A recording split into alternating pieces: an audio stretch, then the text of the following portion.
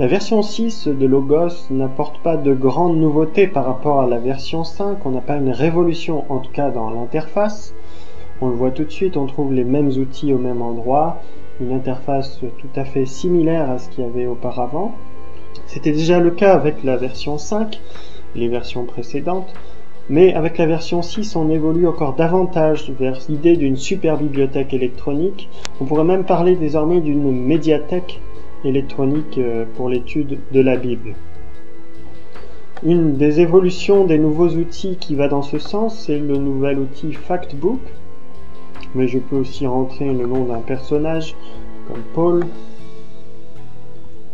Là, on me donnera différentes informations, les entrées dans les dictionnaires, les mots grecs qui sont utilisés pour se référer à Paul, différentes choses à ce sujet, et je peux ensuite naviguer entre ces différentes informations. Factbook est donc un outil utile lorsqu'on veut étudier un personnage, un événement ou un thème en particulier. Une autre nouveauté, c'est dans l'onglet recherche, on a des recherches par type de médias. Si par exemple vous étudiez l'Alliance dans l'Ancien Testament et que vous avez envie de montrer une image d'un traité ancien, voilà, vous pouvez par exemple ouvrir cette belle image et vous avez cette fonction copie visuelle qui marche avec beaucoup de choses sur cette nouvelle version de Logos, qui vous permet notamment directement d'envoyer une image sur PowerPoint ou bien de l'enregistrer sous différents types d'images, en JPEG, PNG, etc.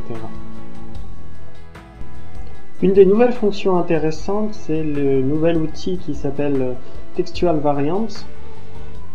Par exemple, vous souhaitez avoir des informations sur ce verset 37 d'acte 8 qui ici est entre crochets. Vous pouvez lancer le guide exégétique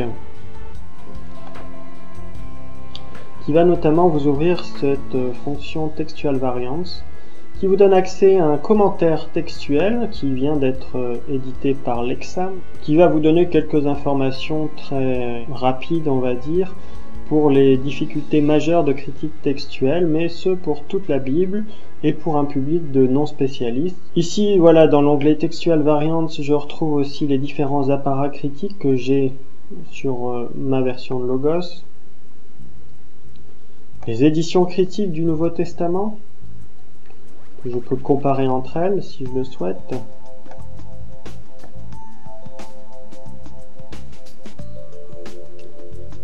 Ou encore les transcriptions de certains manuscrits de papyri, en tout cas anciens, ou du Codex Sinaiticus, que je peux aussi comparer. Les versions anciennes, pour le Nouveau Testament, c'est la Vulgate que j'ai.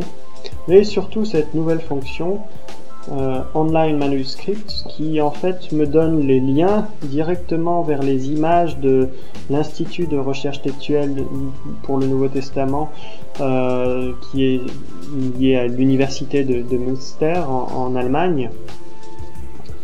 Et je peux donc aller consulter directement les images par un simple clic pour les images qui sont ouvertes au public, où il n'y a pas, vous voyez, de petits cadenas.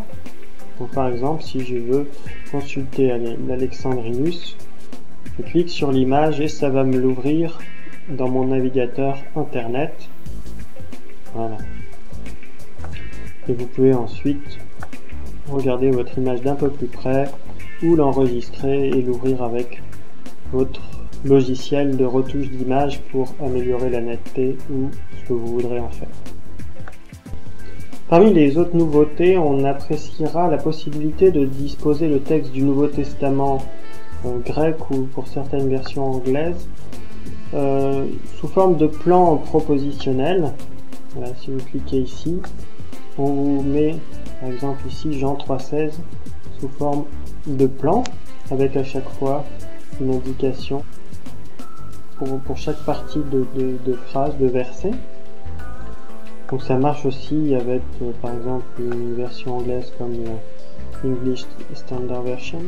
Dans la même veine, il y a un nouvel outil qui s'appelle Psalms Explorer, qui est assez joli et assez bien fait, qui permet là aussi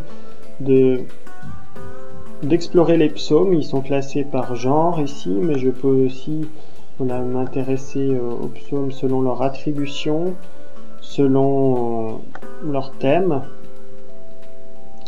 Par exemple sur la providence de Dieu. Là, on me montre quels sont les psaumes et on me les classe par genre sur ce thème-là. Si je souhaite consulter aussi la structure d'un psaume, par exemple je veux voir la structure du psaume 1, normalement ça devrait marcher, ou sinon tu peux le faire directement en cliquant sur le numéro. Et là vous voyez on a une petite proposition de structure, je peux même rajouter le texte hébreu à côté.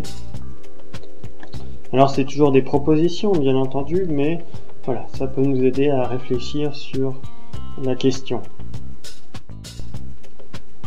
Les grands points forts du logiciel Logos, qui était déjà le cas avec la version 5, il est encore davantage avec la version 6, c'est la possibilité d'accéder à des bases de données qui intègrent le sens des mots et pas seulement la forme des mots. Alors la version 5 permettait déjà d'avoir des recherches par domaine sémantique pour le Nouveau Testament, selon la classification de Lou et Nida. Désormais c'est aussi possible pour l'Ancien Testament et pour le Nouveau Testament sous une autre forme qui est l'entrée de dictionnaire du lexique biblique de sens qui est intégré à Logos. Par exemple ici je clique sur le mot Nefesh qui littéralement pourrait être traduit par âme, mais qui dans ce contexte d'Exode 1.5 désigne en fait des personnes tout simplement. Souhaitons que je fasse une recherche de tous les passages de la Bible hébraïque où on a le mot personne, le nom personne, quelle que soit en fait la terminologie hébraïque pour désigner ce sens-là, sens d'une personne. Comme en français, on pourrait avoir une personne, un gars, un homme, de manière générale. On a plusieurs mots pour désigner une même réalité. C'est la même chose en hébreu. Vous voyez, on a 948 résultats. J'ai le mot ish, homme, le mot adam, nefesh, parfois ben. Fonction qui était déjà dans Logos 5, c'est la recherche par clause, c'est-à-dire que je peux rechercher une personne, un lieu, un nom quelconque, quelle que soit la façon dont il est mentionné dans la Bible. Par exemple, je pouvais choisir de chercher tous les versets du Nouveau Testament où Jésus serait le sujet de la phrase. Vous avez donc beaucoup plus de résultats que si vous aviez rentré simplement Jesus en grec, ou même Christos, ou voilà, il y a toutes les différentes manières d'appeler Jésus, et même quand il est le sujet non mentionné d'un verbe, qui vous trouvez les réponses. Désormais, il y a encore une nouveauté dans ce type de recherche, c'est la possibilité de faire des recherches par rôle sémantique. Par exemple, dans la phrase « Jésus fut baptisé par Jean » ou « Jean a baptisé Jésus », Jésus, dans le premier cas, est le sujet, dans le deuxième cas, est le complément d'objet direct de la phrase. Il n'y a pas donc le même rôle syntaxique, pourtant, il a le même rôle sémantique. C'est Jésus qui est baptisé dans les deux cas, la phrase a le même sens. Il y a donc désormais des bases de données qui prennent en compte le rôle sémantique et qui permettent de trouver par exemple tous les versets où Jésus est donc celui qui va expérimenter, vivre, être baptisé, on pourrait dire. Alors il faut un peu d'entraînement pour comprendre comment cette base de données fonctionne et à quoi correspondent les différents rôles sémantiques. L'exemple que je prends ici, je l'ai trouvé parmi ceux qui sont expliqués sur Internet. Et vous voyez ici, voilà, donc j'ai j'obtiens tous les passages où on parle du baptême de Jésus. Dès que Jésus eut été baptisé, il fut baptisé par Jean dans le Jourdain. Une dernière petite nouveauté à signaler toujours dans la même thématique, c'est la possibilité de faire des recherches selon la personne qui parle dans le texte biblique. Par exemple, dans la Bible hébraïque, j'aimerais chercher tous les passages où Dieu parle d'amour. Alors je vais chercher les mots de la racine Ahav, amour,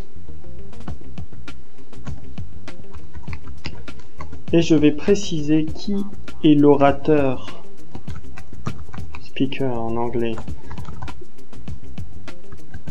de la phrase.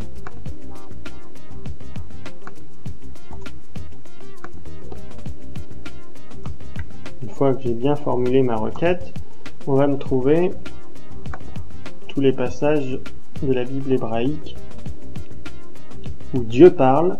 Par exemple ici, Dieu dit, prends ton fils unique, celui que tu aimes. Donc j'ai le verbe ahav dans une parole de Dieu. Logos 6 propose deux nouveaux modules particulièrement utiles pour l'étude du contexte historique de la Bible. Le premier, c'est un onglet qui apparaît dans le guide d'un passage. Par exemple ici, si je veux étudier donc le déluge, le chapitre 7 de la Genèse, je lance le guide du passage et on va me donner mes commentaires bien sûr, mais ici dans la littérature ancienne, toutes les références à ce passage de Genèse 7, donc les citations directes, que ce soit chez les pères de l'Église, dans la littérature rabbinique, Philon, vous voyez beaucoup de références, les allusions, la littérature juive ou chrétienne, mais aussi une thématique, la thématique du déluge en particulier, dans les textes du Proche-Orient ancien. Si vous avez les ressources sur votre logiciel, par exemple moi j'ai Anet, je peux l'ouvrir directement à la bonne page. Ici on est dans l'épopée de Gilgamesh, où on nous parle d'un déluge également. J'ai aussi la deuxième fonction donc intéressante, c'est celui de concept culturel. Ici pour Genèse 7, on a le concept de la punition divine ou de récit de déluge. Si je clique sur récit de déluge, on va me donner les versets clés par rapport à cela dans la Bible, mais aussi toutes mes ressources qui peuvent m'aider sur le sujet, notamment par exemple le dictionnaire du Pentateuque que j'ai dans ma bibliothèque et qui a certainement une entrée déluge. En résumé, on pourra dire que Logos 6 n'est pas une révolution par rapport à la version précédente, mais qu'elle est toutefois une évolution intéressante sur les fonctions qui font la force de ce logiciel, c'est-à-dire en particulier les recherches de type sémantique, mais aussi le fait que Logos soit une super bibliothèque électronique pour tous les ouvrages de type exégétique ou biblique. Si vous voulez en savoir plus, vous pouvez vous rendre sur le site de Logos. Vous pouvez aussi vous rendre sur mon site personnel et regarder notamment les vidéos de présentation de la version 5 qui explique comment Logos peut vous aider pour l'exégèse biblique.